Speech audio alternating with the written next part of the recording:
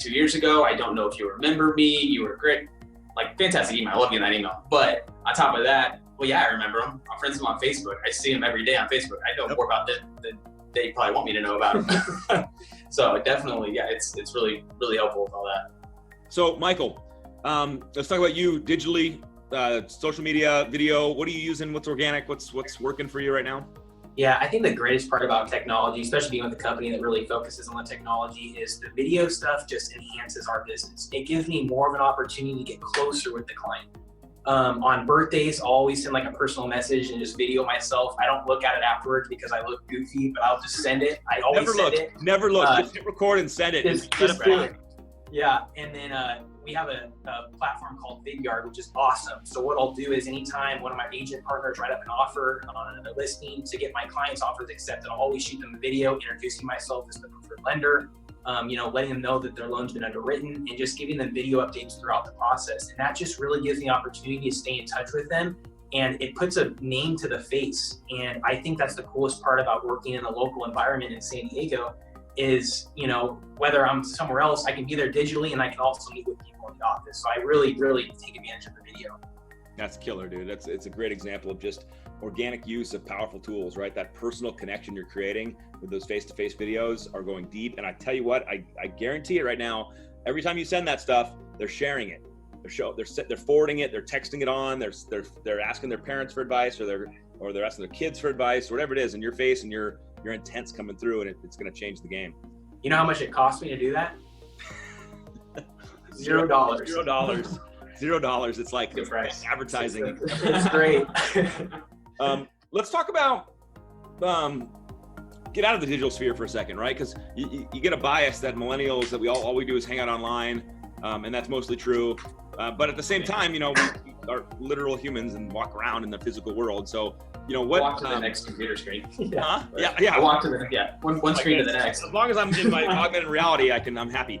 But you mentioned something, Michael, about that you do private hitting lessons for baseball, because you were semi-decent at baseball, I heard.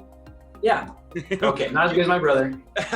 Okay, we all have that sibling stuff. But would you play baseball where? Yeah, so I played overseas. I played in Europe for a year and then Australia for 6 months, and got an opportunity to go travel the world through baseball. Epic. So now you're giving back with private hitting lessons. Break this down. What do you do? Yeah, so when I was figuring out when I was done with baseball what I wanted to do, my ultimate dream is starting up my own hitting workout facility for the youth. And the coolest thing for me is I'm able to finance people's dreams. And when people do a loan with me, that's financing my dreams. Epic. And it's really my true passion is baseball and helping little kids, and it's things that I learned growing up that I wish I could give back. And it's so cool, when people decide to do a loan with me and trust me with that, it's helping fund my dreams as well.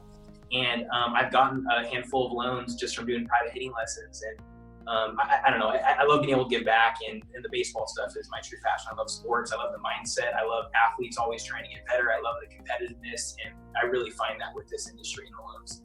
So I want to just kind of expand upon this point, guys, for everyone that's heard Michael talk about this. I mean, obviously he has a passion for other things outside of loans, like we all do, outside of our work life. And he's integrating that seamlessly, not punching people in the face with, do you need a refi t-shirts, but he's obviously letting people know that who he's helping in hitting practice, that he does loans. And all of a sudden, how many loans do you think you've gotten from the private hitting lessons you give? Did you guess? Yeah, about six loans year to date. Just living. I mean, right? I mean, is there any strategic branding there, or are you just living it there? Yeah, I don't even talk about loans. They actually ask what I do for work. I'm like, well, perfect. Yeah, that's perfect though, because that is such the contemporary local marketing angle that we preach, right? It's not about billboards and bus stops and benches. It's about just living with people and making sure they know what you do, but also just living out what your passions are and helping people, serving people. It's incredible. Now, Troy, you told me a story that was funny. You were in a Lyft and dug a loan out. Yep. Yeah. So I got an app from a Lyft driver this week, or last week. I guess today's Monday. Last week. Yeah, just right with him. I had to dropping off a car to get worked on, and got a Lyft over to work. And he asked me where I worked. Just I told him the building. He's like, oh, what's that building? He's like, okay, there's my chance. So I start telling him what I do, and he's like, oh yeah. He's like, I actually owned a few properties back before the crash. And haven't bought anything since. I've been thinking about it. My first question was, what do you do for work other than drive Lyft? Thankfully, there was another job. Yeah. So, Is there alcohol involved? No, not alcohol. That's actually going to bars is a very good thing as well. So this is such a Troy. It's such a good example, and we laugh about it, but it's like having eyes wide open to see, right? Like we get into our life, our heads are down. You could have easily been me with your ear pods in, just ignoring life, and this guy's sitting there with a loan to do, and we're just not. Our eyes aren't open to the reality around us. It's like with the Lyft, I used to always sit in the back seat, even if I was by myself. So I changed it to where I'd go to the front seat and like, is it cool if I sit in the front with you? I don't like being chauffeured around. And they're always like, oh yeah, of course, that's fine. So I jump in, I start chatting with them. You never know what's gonna happen. Sometimes you get an application out of it. Dude, that's crazy. All right, so young guys, let's give some advice as we close down here. What I'd love for you to do is I'd love for you to share one or two things that are just unreplaceable in your business, like cornerstone things that guys that you would tell anybody to do. And then if you got a new person coming into the business who is just kind of going, well, where do I start? You know, what's your advice? What do you tell them? You know, Troy, why don't we start with you? What do you tell the newbies, and what things would you say are indispensable? Yeah, so I've had a handful of times already here that I've had brand new guys coming in, and I'm trying to help them out. And I always tell them, so I told Michael this a lot too, and he's been really good about it. But first things is just getting out there to relationship business. I was terrified of it, but I got over it. Now I went from being the guy that hid in the corner of the room at the big group to now I'm the guy in the middle. That Michael's crazy. I love that about him. He thinks I'm like the number 2 in line, and I should have been like the end of the line. So you'll change over time. You just got to put yourself out there and force yourself to do it.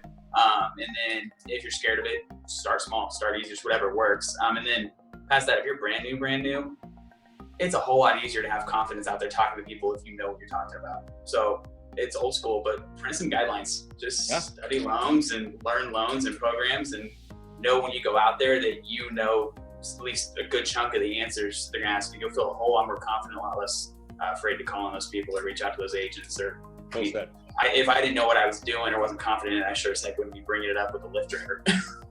Well said. All right, Michael, what do you got for the newbies coming in? Yeah, man, I honestly, truthfully want to change the world. My goal is to be on Chairman's Elite, and there's a book out there called Grit by Angela Duckworth. And even before figuring out about loans, like, know your why. Like, you have to know why you're getting into any business, and you have to know, like, what's your motivation, right? Those are the most important things. And then it's figuring out the steps to get there. So I think knowing your why, what you're passionate about, what you want to do to give back to the community, figure that out first. And the second thing is you really just have to go out there, right? I mean, I love our business because it's such a faith-driven business. You never know when you're going to get your next loan. You never know, who knows when our next paycheck's coming, right? But you have to go out there and you have to make yourself feel uncomfortable. And if you're failing, that's the best thing that you can do because you're in the arena. It's the people that aren't in the arena, that aren't failing, that are not doing anything. So people that are constantly getting rejected, and doubting themselves, that's good because that means they're doing the things that they need to do to get to the next level. And it's just putting yourself out there, right? Getting a list of 50 real estate agents, seeing who they have connections with that maybe and then just reaching out to them. Hey, I know that we know so-and-so. I've heard great things about you. Do you mind if I just take you out for 10 minutes for a cup of coffee so I can learn more about you and what drives your business? Calling them, going to open houses. That thing costs $0. It's awkward and it's weird. I know my personality is different, but it's still awkward for me. And you just have to do it. And I'm still learning. Like, we're still learning this stuff. Dude, I love it, guys. And I'll share a couple things that are landing for me just in chatting with you guys. For anybody paying attention, look, you have to be in the arena.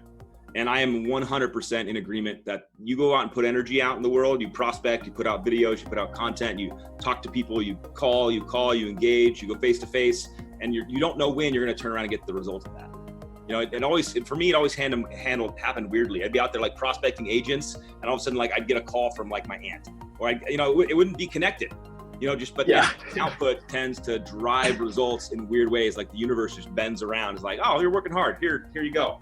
And a layup here. So the harder you get, the harder you work, the luckier you get. That's right. So hey guys, I'm gonna share this and I'm gonna tag you guys, and love for everyone to jump in and ask questions for the newbies.